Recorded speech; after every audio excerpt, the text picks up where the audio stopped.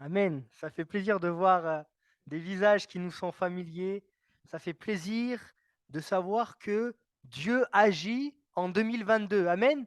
Et qu'il agira encore en 2023. Et ceci jusqu'à son retour où, on le rappelle, il va venir chercher qui? Son Église. Ça veut dire ceux qui auront cru en lui. Amen. On est réunis cet après-midi ensemble pour entendre la bonne nouvelle de Christ. C'est des moments qu'il ne faut pas perdre, des moments indispensables où la parole est apportée dans son essence même, dans sa simplicité et communiquant une parole de grâce, une parole de salut. Il se pourrait cet après-midi, peu importe ton âge, que tu puisses rencontrer toi-même Jésus, plus que le Dieu de tes parents, ton Dieu, qu'il se révèle à toi. On va ouvrir simplement la Bible et on va lire un texte où il va se passer quelque chose de drôlement étonnant, un miracle que Jésus va accomplir, ou plutôt qu'il va faire accomplir par des personnes. C'est un texte tout simple dans Luc au chapitre 5 et nous irons du verset 1 à 11. Ce texte nous parle d'une certaine pêche miraculeuse. Luc au chapitre 5, ça s'affiche si vous n'avez pas pris la Bible. D'ailleurs, à la fin, on peut vous en donner une si vous le désirez. Luc au chapitre 5, versets 1 à 11. On va parcourir ce texte et puis on va voir simplement ce qu'il a à nous enseigner. Amen. Comme Jésus se trouvait auprès du lac de Génézareth et que la foule se pressait autour de lui pour entendre la parole de Dieu, il vit au bord du lac deux barques, d'où les pêcheurs étaient descendus pour laver leurs filets. Il monta dans l'une de ces barques qui était à Simon et il le pria de s'éloigner un peu de terre. Puis il s'assit et de la barque il enseignait la foule.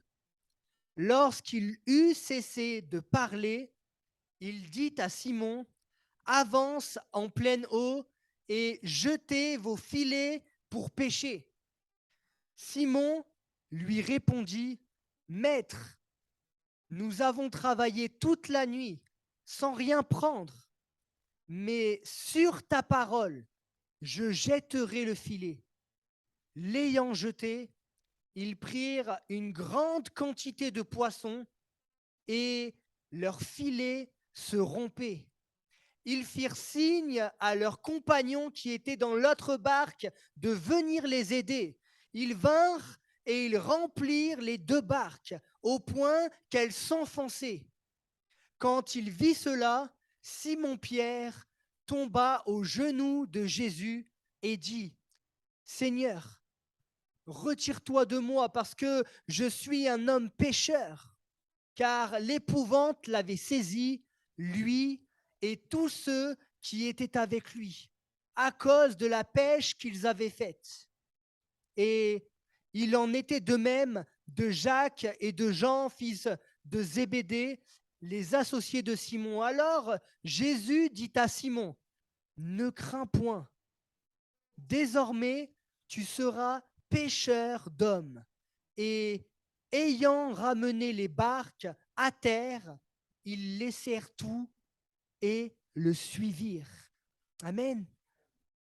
Est-ce qu'on pourrait à nouveau prier pour que Dieu nous éclaire à la suite de cette lecture, de la courte explication qui va être faite, pour qu'on puisse être disposé à entendre ce qui va être dit, disposé à recevoir ce que Dieu veut nous communiquer par sa grâce.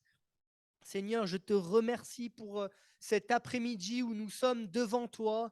Seigneur, je crois que, Seigneur, ce sont des temps, Seigneur, des temps que tu as préparés d'avance pour chacun d'entre nous.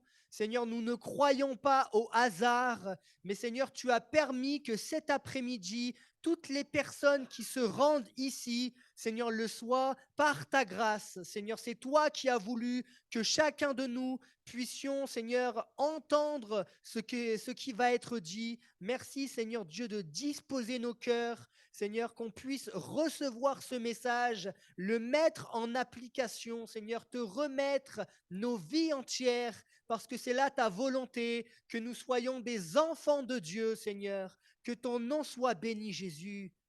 Amen. Amen. Dans ce texte, il est donc question d'une pêche miraculeuse.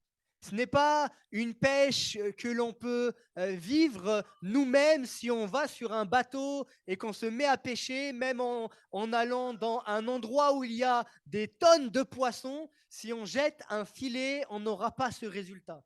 Là, c'est une pêche toute particulière.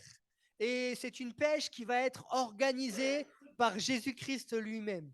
On aura l'occasion d'aller jusqu'à là dans cette lecture, mais je voudrais déjà m'arrêter sur le départ, au verset 1. Ce texte nous dit que la foule se pressait autour de Jésus. La foule se pressait autour de Jésus. La foule, à cette époque-là, entendait parler de Jésus. Elle l'avait déjà vu, où des personnes parlaient de lui, disant, Jésus accomplit des miracles, Jésus guérit, Jésus annonce le royaume de Dieu avec autorité. Il déclare ce qu'il y a dans le spirituel. Il parle de la Bible comme s'il comprenait dans sa globalité ce qu'elle disait, comme si c'était lui-même finalement qui avait écrit ce livre, comme si c'était lui qui en était l'auteur, qui avait inspiré ces auteurs. Et ces personnes étaient tellement étonnées que des foules venaient à son contact pour entendre le message de l'Évangile.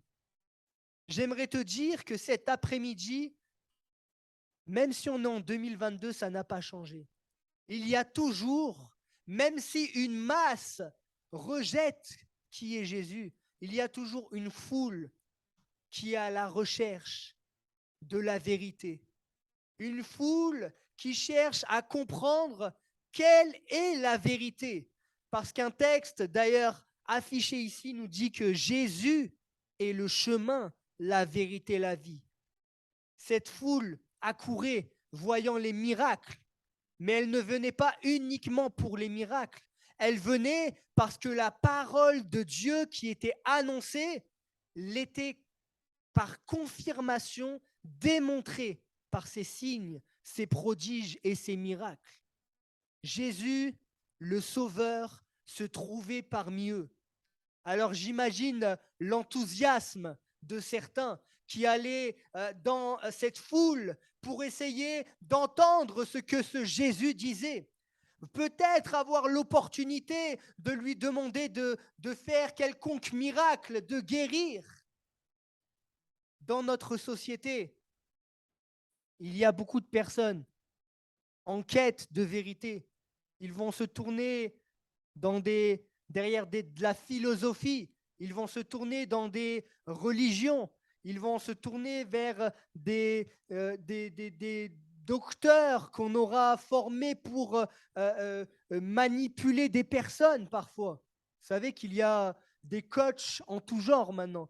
Coachs en développement personnel. Il y en a qui vont inventer des complots, par exemple, pour se créer un auditoire et leur faire payer beaucoup d'argent.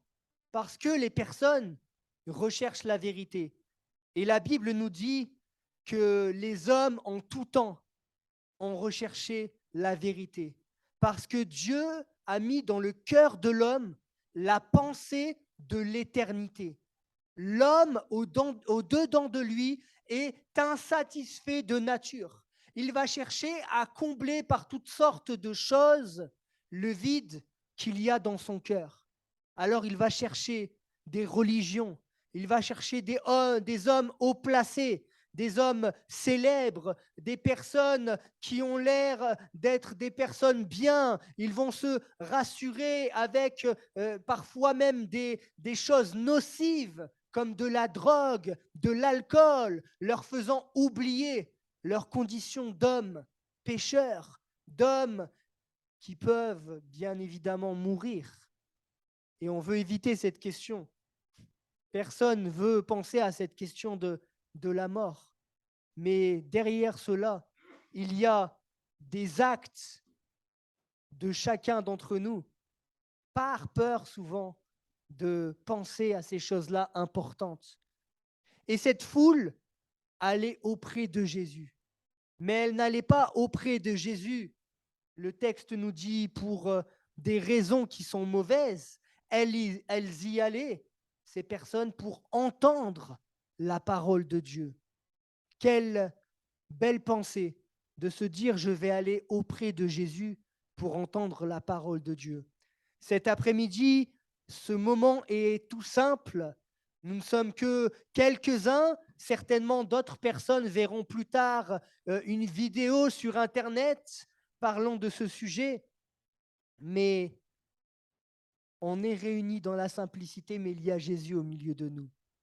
Et c'est ça qui fait la profondeur de ce moment. On n'est pas là pour combler un programme, une heure. On n'a rien à faire un dimanche après-midi, mais on est là pour entendre la parole de Dieu. La parole de celui qui a le pouvoir, la capacité de changer notre existence. La foule se pressait devant Jésus. Elle accourait pour entendre le royaume de Dieu. Elle ne vient pas pour la beauté de Jésus-Christ. Elle ne vient pas parce que Jésus est célèbre, comme les hommes peuvent avoir de la célébrité. La Bible dit que Jésus, il n'avait ni beauté ni éclat pour attirer les regards.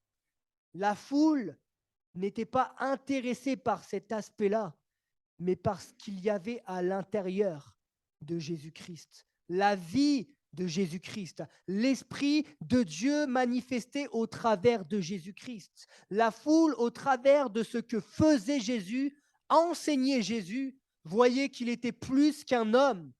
Il était le Fils de Dieu. Il était Dieu fait homme. Et c'est pour ça que cette foule allait vers Jésus. Elle savait qu'au contact de Jésus, il se passait des choses.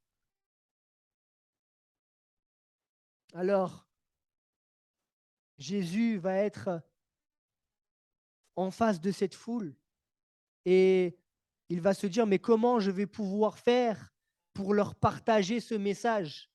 Parce que je vais être comme étouffé. Ma voix va être comme étouffée s'il y a plein de monde juste devant moi et ceux qui seront derrière, ils ne pourront pas entendre. Alors il voit une barque, ou plutôt deux barques, où quelques minutes auparavant, quelques temps auparavant, il avait vu des pêcheurs descendre de ces barques-là. Il voit ces barques et il se dit, si je monte sur cette barque, que je me mets un peu à distance de la foule, je pourrai leur parler et tous pourront entendre. Vous voyez, Dieu crée les circonstances favorables pour qu'on puisse entendre le message de l'Évangile. Parfois, on pourrait être empêché par la foule. Des personnes qui veulent accaparer pour eux la bénédiction. Des personnes qui n'ont pas le souci des autres. Et voyez, la société, c'est comme cela. Quelqu'un va vouloir quelque chose, il va se mettre en avant, vouloir la chose pour lui, mais il ne va pas penser à celui qui est derrière, peut-être plus petit, peut-être ayant des difficultés pour entendre, etc. Mais Jésus, lui, il pense. Jésus pense à nous. Il pense à notre petitesse. Il pense à nos difficultés. Il pense même, il y a des personnes qui se trouvent sur Zoom de temps à autre. Il pense à ces personnes qui, malheureusement, n'ont plus la possibilité physique de se rendre dans un lieu de culte. Et il pense à eux. Jésus est comme cela. Alors il va monter sur cette barque et il va prêcher l'évangile, comme nous le faisons cet après-midi. Et lorsqu'il eut cessé de parler à cette foule, il va parler à Simon-Pierre. Il va parler à un homme en particulier. Et lorsqu'il parle à cet homme en particulier, il va déjà avoir en tête ce que nous ne savons jamais à l'avance. Jésus, lui, il sait déjà ce qu'il va faire. Il va parler à Simon-Pierre dans le but de l'attirer à lui. Il veut que Simon-Pierre soit son disciple. Il veut que Simon soit celui qui n'est plus uniquement qu'un pêcheur de poissons, mais qu'il devienne également un pêcheur d'hommes. Il a déjà cette vision, Jésus. Il pense déjà à après. Une fois que Simon-Pierre sera sauvé, réconcilié pleinement avec Dieu, qu'il suivra Jésus et qu'il deviendra un véritable disciple. Il a déjà cela en tête, Jésus. Et donc, il va parler à ce Simon-Pierre. Il va lui dire, donc, avance en pleine eau et jetez vos filets pour pêcher. Voilà cet épisode de la pêche miraculeuse qui commence à prendre forme. Avance en pleines eaux et jette tes filets avec tes amis. Vous allez pêcher le poisson. Et pour Jésus, il n'est pas ignorant. Jésus connaît toutes choses. Il sait que pendant toute la nuit, ils ont essayé d'attraper ce poisson, qu'ils n'ont pas réussi à en attraper. Il sait que Jésus, que ces hommes sont très certainement découragés. Ils sont fatigués, peut-être épuisés. Il sait que c'est leur gagne-pain. Peut-être que ces hommes-là sont en train de penser comment je vais faire pour nourrir ma famille. J'ai travaillé toute la nuit. Peut-être que ces hommes sont désespérés. Est-ce qu'il vous arrive à vous parfois d'être désespéré? Est-ce qu'il vous arrive parfois de penser, moi j'y pense là à la fin du mois, est-ce qu'elle va être facile la fin du mois? Est-ce que ce ne sera pas à la limite sur le compte en banque? Comment je vais faire? Est-ce que ces hommes ne se disent pas au-dedans d'eux-mêmes, mais pourquoi cet homme me demande, après tout ce travail qu'on a fait et qui n'apportait aucun résultat, de persévérer à nouveau, de continuer dans ce qu'on a essayé de faire toute la nuit et qui pourtant n'a pas fonctionné. Je me mets à la place de ces personnes et je réalise que ce n'est pas si simple que ça, que d'entendre la parole de Jésus et d'y répondre favorablement. Jésus va leur demander une chose qui nous paraît simple lorsqu'on lit le texte, mais dans leur réalité, ce n'était pas du tout ça. Ça devait être compliqué. C'était répondre à une demande paraissant folle. Pourquoi tu vas nous demander, alors que toute la nuit on était dans les eaux, alors que dans les eaux, très certainement, il devait faire froid dans la nuit, on avait dû s'acharner pour essayer de lancer le filet à nouveau, une nouvelle fois, encore une nouvelle fois. On a passé toute la nuit, peut-être qu'on n'a pas mangé ou on a mangé voilà, des choses basiques. Quand on était sur le bateau, ce n'était pas très agréable, une simple barque. Et là, tu nous demandes d'y retourner. Jésus va leur demander de le faire. Avance en pleines eaux et jetez vos filets. En fait, ce que Jésus va leur demander de faire, c'est d'écouter sa parole. Écouter sa parole.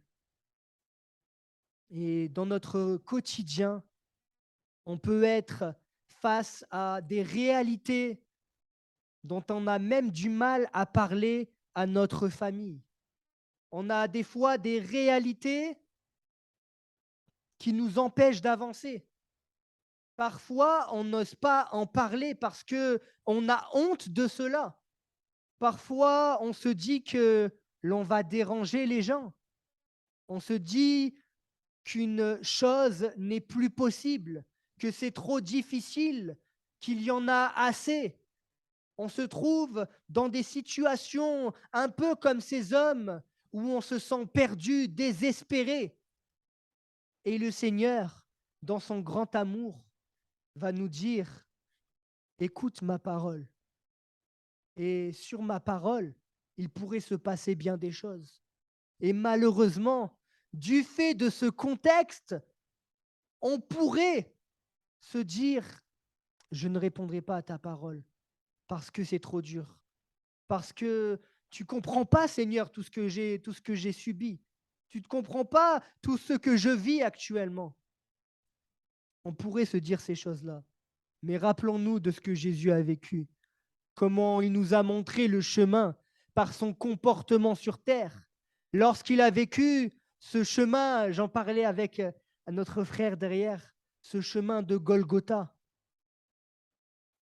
Lui, pendant ses 3 ans et demi de ministère, il a subi les insultes, on l'a humilié, on lui a fait vivre la souffrance, les angoisses, les grumeaux de sang. Jésus a pleuré en tout point. Il nous montre qu'il est en même temps semblable à nous et en même temps ô combien différent de tout homme puisqu'il n'a jamais péché.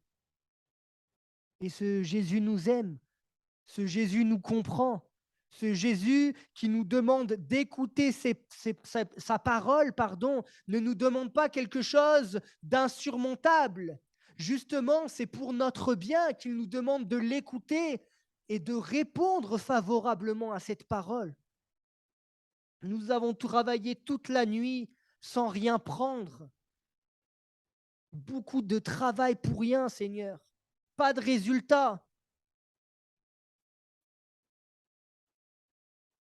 Mais Pierre, Simon Pierre, dans ce contexte-là, même s'il paraît désespéré, même si c'est difficile, on va le dire comme ça, va prendre la victoire.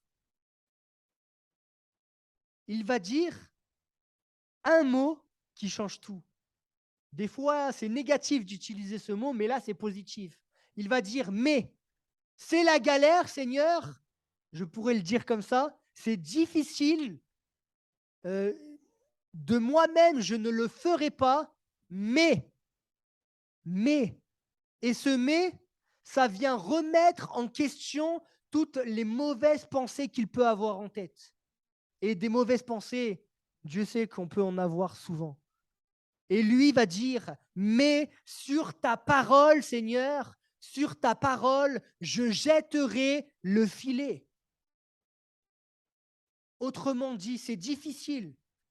J'ai du mal à concevoir comment tu vas changer la situation, mais puisque c'est toi qui le dis, Jésus, je vais le faire. Et on va voir ce qu'il se passe. Et je crois que la foi, c'est cela. La Bible nous dit que la foi est la ferme assurance des choses qu'on espère, la démonstration de celles qu'on ne voit pas. La foi, ce n'est pas voir les choses pour ensuite croire, c'est croire pour voir. Cet homme, Simon-Pierre, va manifester la foi en disant, sur ta parole, je jette le filet. Et de la foi manifestée, il va voir une action, cette pêche miraculeuse. Et si toi, cet après-midi, tu te mettais aussi en action au niveau de ta foi, si toi aussi, malgré tes difficultés, malgré ce que tu ressens, peut-être une peine dans ton cœur, peut-être des choses dont tu n'oses même pas parler à ta famille, si tu mettais Dieu dans l'affaire, si tu disais Jésus, sur ta parole, je vais agir. Sur ta parole, je vais demander pardon. Sur ta parole, je vais me repentir. Sur ta parole, j'irai voir cette personne et m'excuser. Sur ta parole, j'irai par tout le monde annoncer la bonne nouvelle pour les chrétiens qui sont ici. Sur ta parole, Seigneur, j'ai plus le physique, j'ai plus l'habitude. Je suis fatigué en ce moment, beaucoup de travail, mais sur ta parole, Seigneur. Amen. La différence entre une parole d'un homme et la parole de Jésus, c'est que Jésus, ce qu'il dit, il le fait. C'est là la différence. Des hommes pourront nous encourager, et c'est déjà bien de tomber sur des personnes comme ça en 2022 qui viennent nous encourager, mais celui qui met toujours en action sa parole, c'est le Maître. Celui qui ne te décevra pas, c'est bien Jésus. Celui qui mettra sa parole en application, qui confirmera sa parole à chaque fois, c'est Jésus-Christ. Alors, ces hommes, toute la nuit, ils ont essayé de pêcher. Ils n'ont rien récupéré comme poisson. Mais là, un seul lancer de filet, ils vont prendre une grosse quantité de poissons. Le filet se rompait. Il y en avait à profusion. Toute cette soirée où ils n'avaient rien récupéré, c'est comme si d'un coup, ils en avaient encore plus que dans toute la soirée si ça avait fonctionné. Il fallait même demander de l'aide. La barque, elle s'enfonce, venez nous aider, etc. Imaginez la situation, la joie dans laquelle ils devaient être. Vous savez que moi, j'ai réalisé une chose. Il y a des personnes sur cette terre, elles semblent avoir peu de difficultés, une vie très lisse. Et à côté de ça, il y a des petites gens, on va dire peut-être semblables à nous cet après-midi, je ne sais pas, qui semblent accumuler des fois difficulté sur difficulté. Et dès qu'il y a un sujet dans leur vie, la chose n'est pas lisse comme cela, mais elle est plutôt en dents de scie. Il y a des hauts, des bas, il y a des choses imprévues, des difficultés, etc.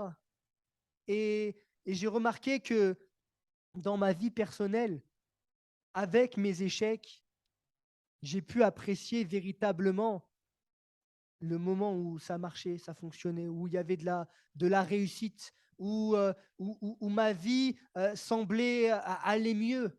Je voyais la différence parce que j'avais connu, on va dire, ce qui était en bas. J'étais capable d'apprécier ce qui était au-dessus de la tête de l'eau. Quand on n'a pas connu ce qu'est l'échec, la difficulté, la tristesse, alors on ne peut pas apprécier à sa juste valeur ce que l'on reçoit. Mais ces hommes, de tristes qu'ils étaient, ils vont recevoir cette quantité de poissons, cette réponse à leur prière, cette réponse à la parole de Jésus. Il y a une joie, ils vont pouvoir nourrir leur famille, ils vont pouvoir retourner chez eux et pas bredouille. Parce que, imaginez madame à la maison le lendemain, mais attends, t'es resté vraiment toute la nuit sur la barque et il n'y a aucun poisson, tu rigoles, t'es pas vraiment allé pêcher là, je ne sais pas ce que tu as fait. Il n'y a pas d'argent, comment on va nourrir le foyer? Tu m'as même pas ramené un poisson pour qu'on mange à midi. Et là, il va se passer un miracle, du poisson en abondance. C'est une réponse à leur prière, une réponse à la parole de Jésus. Jésus qui confirme ce qu'il dit par ses signes, ses prodiges, ses miracles. Donc il y a une double joie dans leur cœur, parce que là, en face d'eux, celui qui leur a parlé, c'est Jésus, le Fils de Dieu. Et ils s'en rendent compte. Ça prend du sens pour eux personnellement. C'est plus que les gens qui ont dit ce Jésus, il parle de Dieu avec autorité. C'est plus que ces gens qui ont dit Jésus, il a fait un miracle là-bas.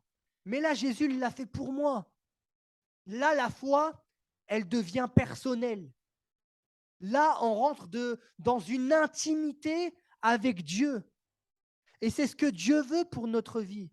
Il ne veut pas que ce soit Dieu, le Dieu de mes parents, Il ne veut pas que ce soit Dieu, le Dieu du pasteur en formation chrétien, c'est moi. Il ne veut pas que ce soit le Dieu uniquement d'un frère ancien, un pilier dans l'Église. Il veut que ce soit le Dieu, le mien, qu'il y ait vraiment cette proximité. C'est mon papa à moi. C'est mon père et je suis son enfant. Et ça se vit uniquement lorsqu'il y a une expérience de fait avec Jésus. Ces hommes vont faire cette expérience avec Jésus et ils vont retrouver la joie qu'ils avaient perdue. Est-ce que toi aussi, cet après-midi, tu voudrais retrouver cette joie perdue? Des personnes avaient rencontré Jésus par le passé et des circonstances dans leur vie ont fait qu'ils se sont éloignés, sans rentrer dans les détails. Et de la joie qu'ils avaient au commencement de cette rencontre avec Jésus, petit à petit, leur foi va être comme négligée. Et puis, ils vont perdre la joie de leur salut. Si cet après-midi, tu retrouvais la joie de ton salut, si cet après-midi, Dieu est capable de le faire, il te donnait la joie en répondant à la prière que tu lui adresses depuis des mois et des mois. Peut-être sur le plan financier, tu as des difficultés. Alors, Dieu ne désire pas que chaque être humain s'enrichisse, loin de là. Mais il voudra répondre à tes besoins, ça c'est une réalité. Peut-être que c'est sur le plan de la maladie. Et la Bible dit que s'il confirme sa parole par des prodiges, des signes, des miracles, il le fait par la guérison également. Il peut te guérir cet après-midi. Peut-être que c'est la joie tout simplement de le rencontrer. Moi, quand je l'ai rencontré en 2013, ça m'a apporté une joie et cette joie, elle ne me quitte pas. Cette joie, elle m'anime dans mon quotidien. Et cette joie ne dépend pas des circonstances. Ça veut dire qu'il peut y avoir des difficultés dans ma vie, il peut y avoir des choses même difficiles à endurer. Au-dedans de moi, il y a toujours cette joie de ce que Jésus est là dans ma vie, de ce qu'il m'a sauvé, de ce que la vie finalement sur cette terre, c'est qu'un temps, mais l'éternité avec Jésus, qu'est-ce que ça va être beau. Et il y a donc de la joie dans mon cœur. Est-ce qu'il pourrait y avoir cet après-midi cette joie qui entre dans ton cœur? Simon, lorsqu'il va se passer cette chose-là, il va avoir une réaction étonnante. Il va être tellement étonné de cette pêche miraculeuse. En fait, ça va tilter dans son esprit. Il va comprendre vraiment qui est Jésus. Et quand il va comprendre qui est Jésus, alors il va dire, mais Seigneur, retire-toi de moi. Je ne suis qu'un homme pécheur. Je ne suis qu'un homme pécheur. Il va comprendre qu'en face de lui, ce n'est pas qu'un homme, c'est Jésus-Christ qu'il a en face de lui. Et il va comprendre son état de pécheur. Comment je pourrais être en si grande proximité avec le Dieu saint? Et malheureusement, j'aimerais nous rappeler que tout homme est pécheur, privé de la présence glorieuse de Dieu. Tout homme est pécheur. Chacun d'entre nous, même le plus jeune d'entre nous, a déjà menti. Un enfant même pourra dire qu'il a été rebelle à ses parents, qu'il a refusé d'écouter ses parents. Déjà ça, c'est un péché. Pourtant, ce n'est pas un truc gros. Nous, on met des échelles de péché. Beaucoup d'entre nous pourraient dire qu'on a été hautain, qu'on a été prétentieux, orgueilleux. Moi, je pourrais dire que j'ai pu voler, j'ai pu faire du mal autour de moi, insulter, être violent, que sais-je encore. J'ai fait tellement de choses, malheureusement. Tout homme est pécheur. Je ne vais pas vous demander à vous. On ne va pas faire un étalage de tous les péchés qui existent. Ce n'est pas du tout ça l'objectif de cette réunion, mais de nous rappeler que nous sommes pécheurs et que le péché ne peut pas cohabiter avec celui qui est saint et qui s'appelle Jésus-Christ. Et que pour cela, des hommes se retirent de Dieu, se retirent de cette présence de Dieu, parce qu'il ne peut pas y avoir cohabitation entre l'homme pécheur et le Dieu saint. En tout cas, c'est ce que les hommes pensent. C'est pour ça qu'ils se retirent. Et dès le jardin d'Éden, c'est ainsi que ça s'est passé. Ces hommes ont péché. Adam et Ève ont été éloignés du jardin d'Éden. Dieu, lui, ne s'est pas éloigné d'eux. Il est resté à proximité, cherchant à les sauver, à les ramener à eux. En toute génération, Dieu a parlé par des prophètes, par des personnes qui étaient là, des juges désignés par Dieu pour éduquer le peuple, pour les ramener à eux. En 2022, il y a des pasteurs, des évangélistes, des chrétiens qui annoncent la parole de Dieu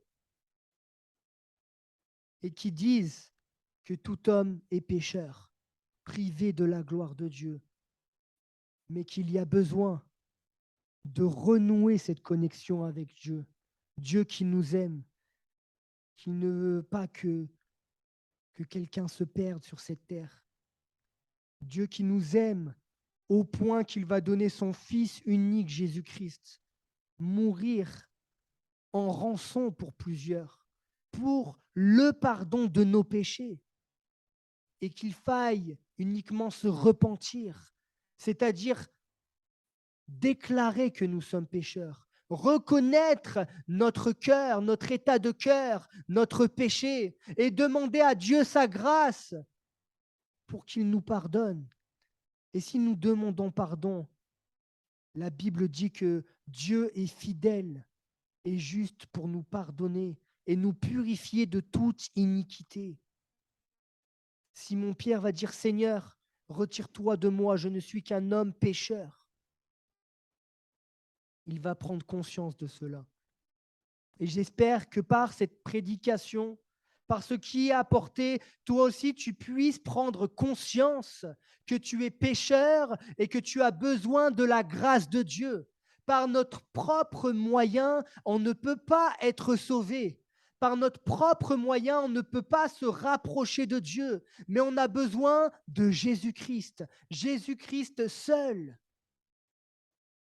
Ce qu'il y a de merveilleux dans ce texte de la pêche miraculeuse, c'est que lorsque Simon-Pierre va prendre conscience de son état de pécheur, la réponse de Jésus directement, ça va être « ne crains pas ».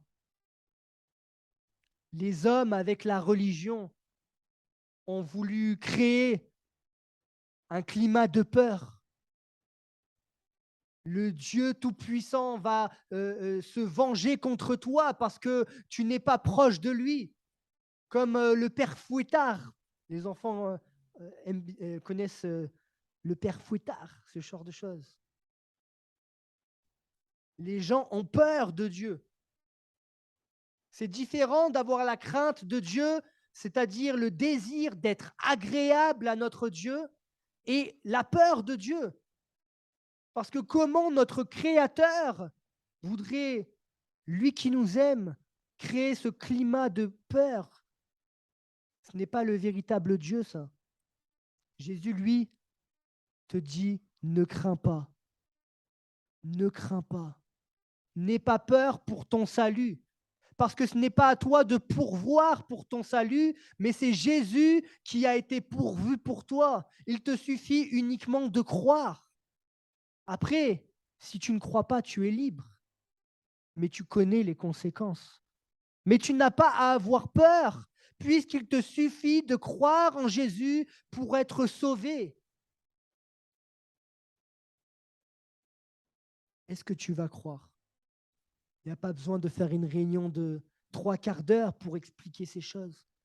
Est-ce que tu vas croire cet après-midi en Jésus, en ce qu'il est venu pour toi sur cette terre, qu'il s'est offert sur cette croix par amour pour toi, pour que tu puisses être pardonné de tes péchés, avoir la vie éternelle, recevoir cette joie du salut, vivre le miraculeux de Dieu, toi aussi faire des expériences avec Dieu, comme Simon-Pierre, vivre comme une pêche miraculeuse. Il te suffit de croire pour cela.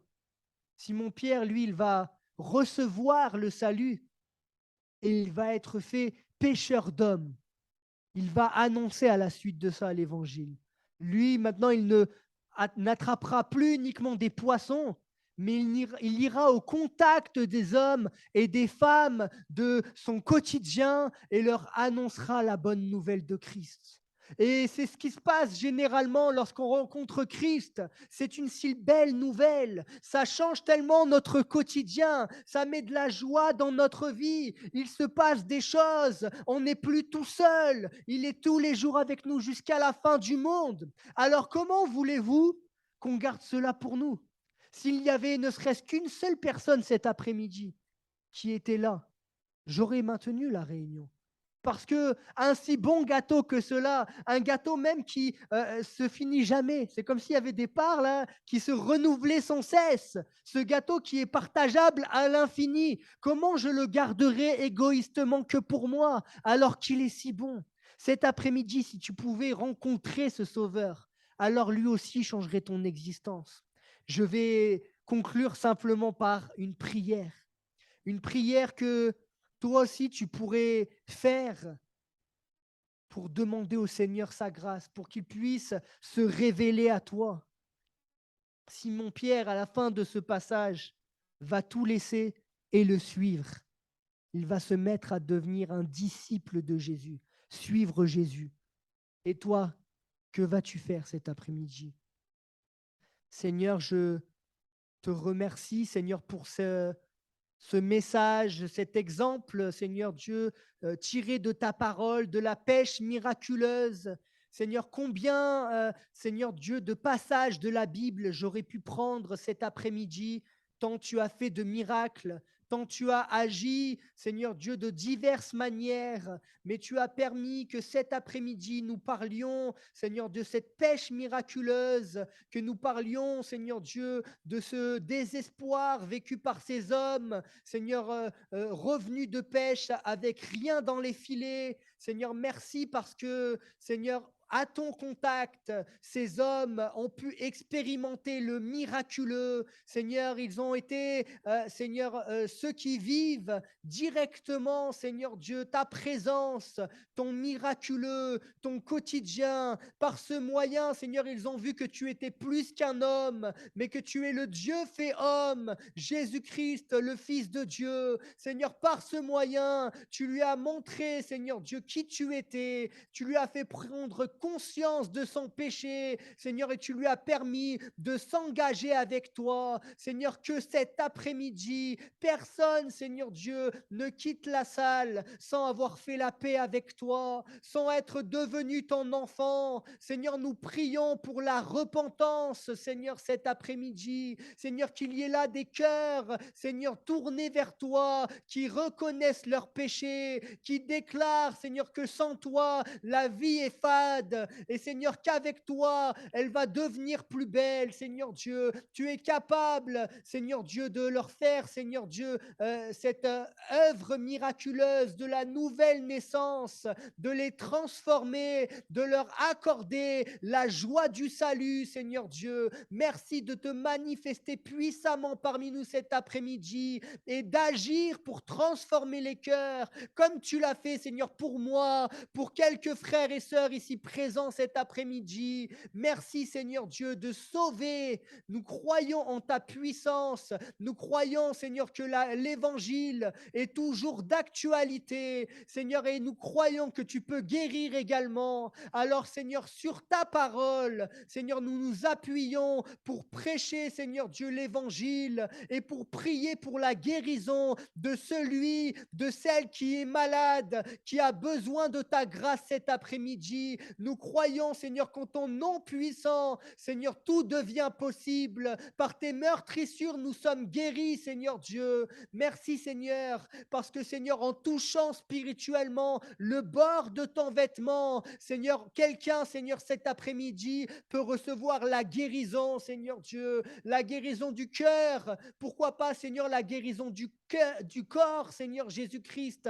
À toi, rien n'est impossible. Seigneur, merci de bénir chacun, Seigneur, cet après-midi, que nous puissions également, en tant que chrétiens, Seigneur, devenir, Seigneur Dieu, des pêcheurs d'hommes, Seigneur, qui allons, Seigneur, au contact, Seigneur Dieu, de nos voisins, de nos amis, des gens de notre famille, que nous nous attelons, Seigneur Dieu, à annoncer la bonne nouvelle de ce que tu as accompli. Permets, Seigneur Dieu, que ces réunions d'évangélisation, Seigneur, portent du fruit. Seigneur, qu'il y ait là un engouement, Seigneur, chaque dimanche après-midi. Seigneur, qu'est-ce qu'il est bon d'annoncer Christ, ce que tu as fait dans nos vies. Nous ne voulons pas le garder captif, Seigneur Dieu, que pour nous, mais nous voulons le partager au plus grand nombre parce que tu reviens bientôt. Merci Jésus.